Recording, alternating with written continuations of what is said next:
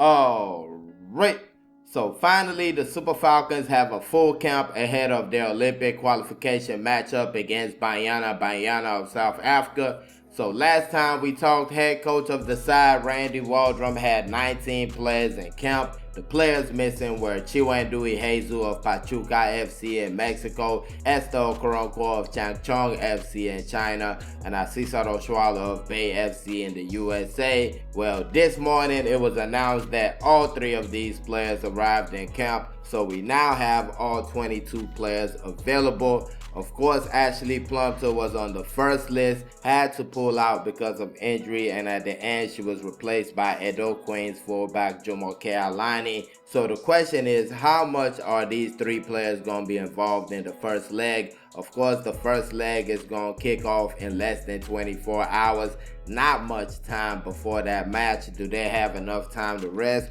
Will they be jet lagged? All that kind of stuff comes in play. Of course, two of these players are key strikers for the team. Asisat Oshoala, Esther Okoronkwo. So that's going to be a tough decision right there. Now, this will be a winner-take-all type situation. The victor of the two-legged affair will be getting a ticket to the upcoming Olympic Games in Paris. The first leg between Nigeria and South Africa will be played tomorrow, Friday, the 5th of April, 5 p.m. Nigerian time to start, and it's going to be hosted at the MKO Abiola National Stadium in Abuja. Now, we definitely need to fill up the stadium on the day, so if you stay around the area or you know somebody that stays around the area, let them know that they should be at the stadium. Support the Super Falcons. Big matchup right here. We have not been to the Olympics in over 15 years, and we're not trying to make it 18 or 19, whatever the next Olympics is going to be.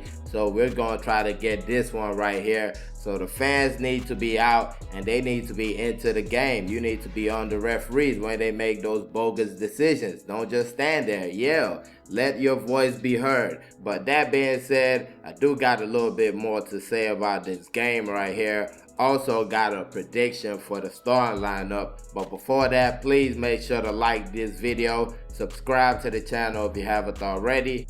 Thank you very much. So yeah, when it comes to this game between the Super Falcons and Banyana, this is a matchup between two of the best sides in the continent. South Africa, of course, are the champions of Africa. They won the tournament in Morocco, the WAFCON in Morocco.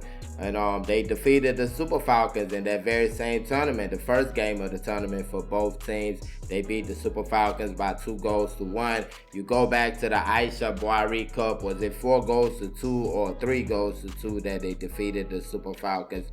So they've been having the edge against the Super Falcons lately. But going into this match, I feel like this is going to be a different story because I feel the personnel has changed drastically. We have some young players. We have a good mix of experience and youth. And I felt like back then the coach was just going with just straight experience. He wasn't really trying to give other players a chance. And when he finally did, we see how it went. You know, Christy Uchebe didn't play that first match against South Africa at the WAFCON. And when she made her way into the team, you saw the change that he brought to the Super Falcons. You have Deborah Abiodun, even back then, didn't even get a look into the team.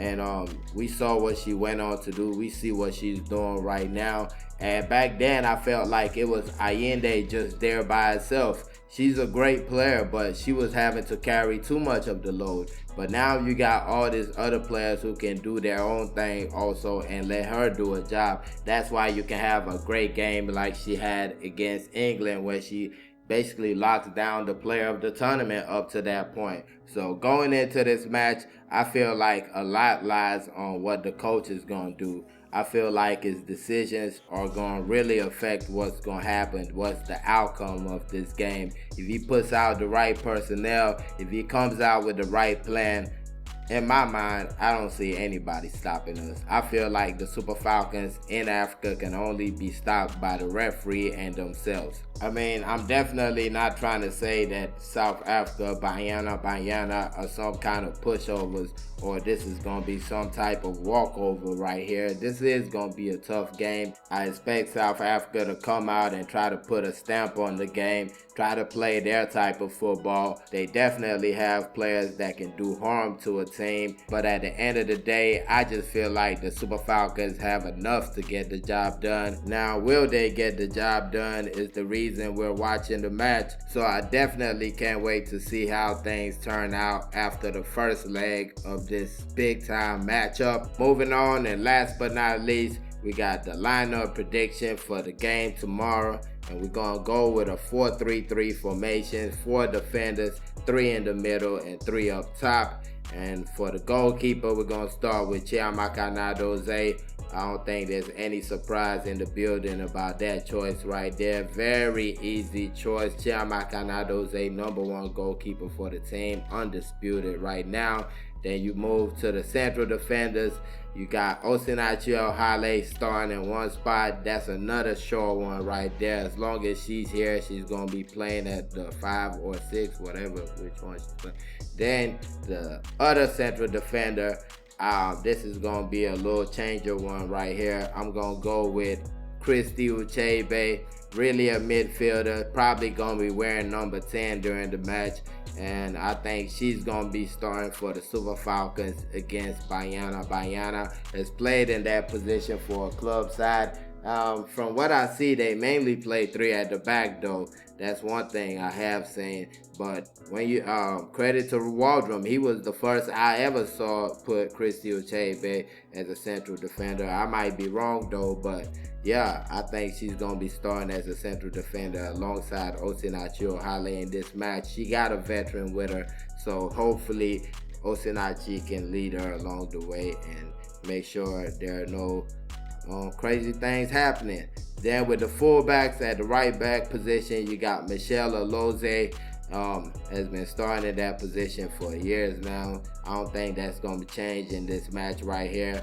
At the left back, this is another one that could be a toss-up. I'm just going to guess and go with Tony Payne. I think Tony Payne will start at the left back. That's kind of a weird one right there, but she did start as a left back during the AFCON, the women's AFCON. So I think the coach will go back to that in this match right here. Then with the midfield, as a defensive midfielder, we go with Deborah Abiodun. She's going to be the one playing between the 2 central defenders, in my opinion. Really nice midfielder. Can really play as a box-to-box or an attacking midfielder, but I think they're going to go with the defensive midfielder in this one. Then you got Halimatu Ayinde alongside her in the midfield, another top-class midfielder. I talked about her just marking, what's her name? What's Reece James' sister's name? He marked her out of the game when we played England. Lauren James. I wasn't trying to be disrespectful. Lauren James is her name. And for the last midfielder, we got Jennifer Echegini, just on fire in Italy right now with Juventus. I think it might be a crime if the coach does a starter in this match, and I think this right here is the position for her, attacking midfielder. If I'm not mistaken, she played that position for the Super Falcons against Cameroon in their last match. The second leg, which was held in Abuja, she did get an assist in that game. So I think that right there is where she's going to be playing. Then for the forwards, we start on the left side, and you got Rashida Tajibade, the captain of the side. She's probably going to be starting on the left side right there. Scored a goal for a club side over the weekend, and honestly, I don't even remember the last time she was on the bench while Randy Waldrum was coaching. So I think that's going to be a short thing right there also. Then for the other side, Rinsola Babajide, she's been on fire, especially after the last international break. She's been on fire, had the game that she scored a goal and had the hat-trick and assist.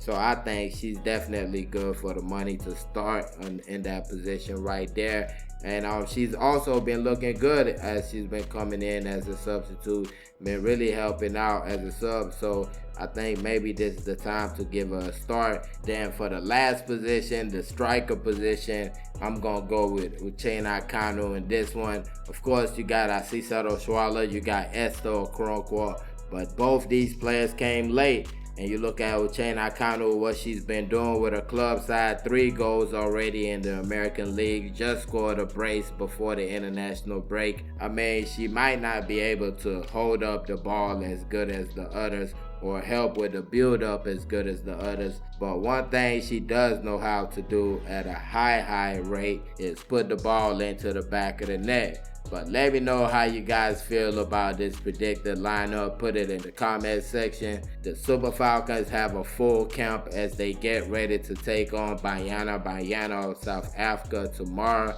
Friday the 5th of April, 5 p.m. Nigerian time to start. Let me know your thoughts on the game also in the comment section. Let me know your predictions and all that good stuff.